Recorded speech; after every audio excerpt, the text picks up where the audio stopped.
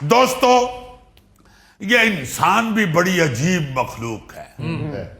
آپ دیکھیں کہ انسان کو روٹی کپڑا اور مکان کے بعد بھلا کس چیز کی سب سے زیادہ ضرورت ہوتی ہے؟ پانی کی. اور نہیں یار گاڑی کی. اور نہیں بھائی صحت کی ضرورت ہوتی ہے.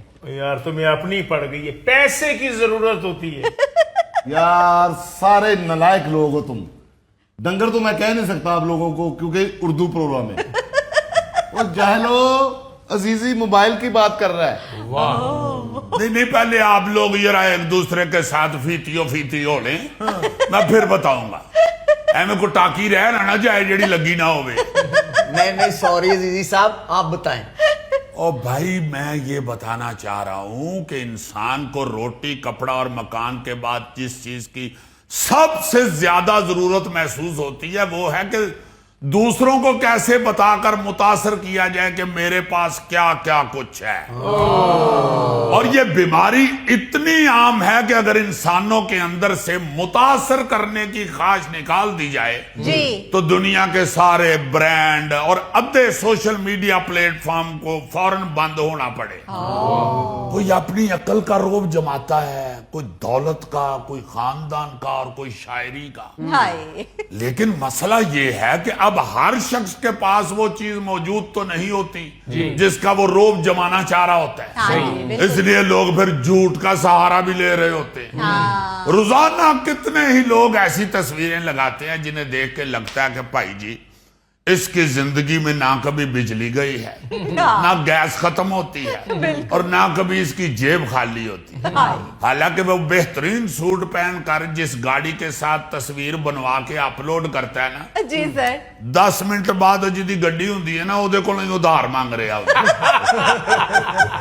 اور وہ جس سے ادھار مانگ رہا ہوتا ہے نا جی, وہ سوشل میڈیا پہ اس کی فوٹو دیکھ کے کہہ رہا ہوتا ہے دیکھو یار چنگی پڑی ہے تو گڈی ہے تو میرے کو ادھار مانگن دے. اس بیچارے نو ادھار منگن تو ایڈا خوف طاری ہو جاتا ہے کہ انہوں یاد ہی نہیں رہتا گڈی تو میری ہے. اچھا بعض اوقات دوسروں کو متاثر کرنے کی خواہش اتنی بڑھ جاتی ہے کہ انسان کو اپنا جھوٹ بے ضرر اور معصوم لگنے لگتا ہے. ہاں جی سر بالکل. لیکن وہ بازار چھوٹا سا معصوم سا بے ضرر سا جھوٹ کسی دن عوامی تماشے میں تبدیل ہو جاتا ہے, اور اس کی عزت کا جنازہ اللہ معاف کرے بڑی دھوم دھام سے نکل رہا ہوتا ہے. موقع پر جو بے عزتی ہوتی ہے وہ تو ایک الگ چیپٹر ہے نا, لیکن اس کے بعد جو شرمندگی کا سلسلہ ہوتا ہے وہ ساری عمر جاری رہتا ہے. بالکل سر. لوگ باقاعدہ بات کو پکڑ لیتے ہیں. ویسے تو انسان کی زندگی میں اللہ معاف کرے شرمندگی کے لمحات بڑے بڑے یادگار ہوتے ہیں, لیکن دوسروں کا کام یا دوسروں کے الفاظ یا دوسروں کا جو کارنامہ ہے اسے جو اپنے نام سے پیش کیا جاتا ہے نا جی, اور پھر بندہ پکڑا جاتا ہے, یہ شرمندگی ایک الگ ہی مقام رکھتی ہے. یہ بالکل ایسے ہی ہے جیسے کوئی شخص یوٹیوب سے کھانا پکانے کی ویڈیو دیکھ کر نا گھر میں مہمانوں کے لیے لازانیاں بنائے اور آ کے اعلان کرے کہ یہ جو ڈش میں نے تیار کی ہے یہ میری دادی اماں کی ایجاد ہے, انہوں نے مجھے سکھائی تھی اور اب میں نے بنا کے آپ کے سامنے پیش کی ہے. پیش کی ہے ہی کہے تو ساتھ ہی دادی اماں اندر آ کے کہ بیٹا یہ آج تم نے کون سی میدے کی پٹیاں بنائی ہوئی تھی؟ میں نے تو زندگی میں اس طرح کا کچ مچولا کبھی کھایا ہی نہیں ہے. جب چونکہ دوسروں کے کارناموں کو اپنے نام کر کے متاثر کرنے والے لوگ ہر شعبے میں موجود ہیں, تاریخ ہو, ادب ہو, سیاست ہو, کھیل ہو, فلم ہو, روزمرہ زندگی کی کئی ایسی مثالیں بھری پڑی ہیں. کہیں کسی نے اپنی قابلیت بڑھا چڑھا کر بیان کی, کہیں کسی نے دوسروں کا شعر اپنے نام سے منسوب کر لیا, اور کہیں کسی نے اپنے معمولی سے کام کو جنگ عظیم کی فتح بنا کر پیش کر دیا. اس کی ایک دلچسپ مثال نواب منصور علی خان پٹودی, یہ جو سیف علی خان کے والد تھے اور کرکٹر بھی تھے انڈیا کے, منصور علی خان پٹودی اور شرمیلا ٹیگور جو ان کی بیگم تھی فلم شٹار, ان سے ایک واقعہ منسوب ہے, بڑی پیاری مثال ہے وہ اس چیز کی. کہتے ہیں کہ شرمیلا ٹیگور فلم سفر کی عکس بندی میں مصروف تھی کہ ان کے شوہر کا ایک خط موصول ہوا.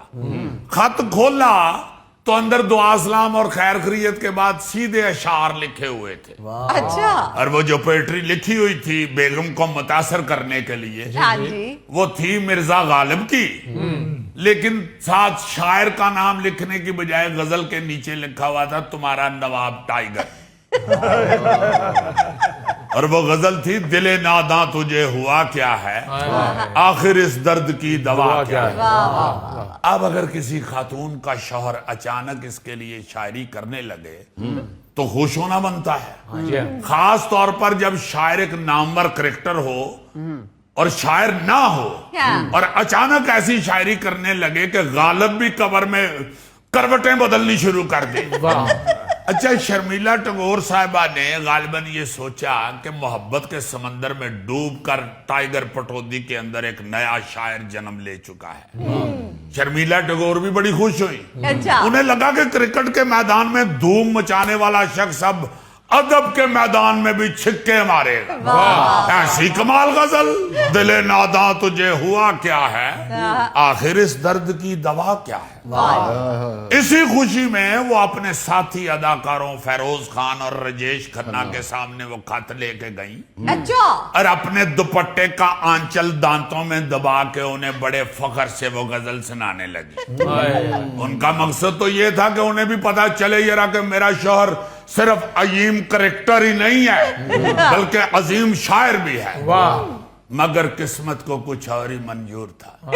जैसे ही शर्मिला टैगोर ने कहा कि ये शेर नवाब साहब ने मेरे लिए लिखे हैं और पढ़ना शुरू कर दिया सारा, अब पहला शेर सुनते ही राजेश खन्ना ने मुंह दूसरी तरफ कर लिया, लेकिन फेरोज खान खिलखिला कर हंस पड़े। इतना हंसे कि कुर्सी से नीचे गिर गए। शर्मिला टैगोर बड़ी हैरान हुई कि नवाब साहब ने सीरियस शायरी की है तो ये क्यों हंसी से लोटपोट हो रहे हैं। आखिर नवाब साहब की शायरी में ऐसी क्या मजाहिया बात है। आखिरकार फेरोज खान ने उस राज से पर्दा उठाया और कहा कि बीबी, ये शेर नवाब साहब के नहीं बल्कि मिर्जा गालिब के हैं। होए होए होए, बस फिर वही आंचल जो शर्मिला टैगोर ने अपने दांतों में दबाया हुआ था ना शर्म और खुशी से, वही दुपट्टा फिर शेर नु बन के तो रोन लग पे। फिर शर्मिला जी सफर फिल्म की शूटिंग पे थी, उसी फिल्म का गाना शुरू कर लिया होगा। जिंदगी का सफर है ये कैसा सफर, कोई समझा नहीं कोई जाना नहीं। ओ केड़ा गाना गौरी, केड़ा गाना। उस वक्त मोबाइल तो होते नहीं थे। शर्मिला टैगोर साहबा ने राजेश खन्ना को गंडासा लिया होना ते गड्डी च बैठ के घर टुर गए होने। फनकार तो हमने देखे है ना जी कि आपस में यही बहस कर रहे होते हैं कि नहीं यार फलाने दी जुगत सी, नहीं यार इन्हें फलाने ड्रामे च कीती सी, नहीं भाई जी ये अमानुल्लाह खान ने फलाने ड्रामे च कीती सी।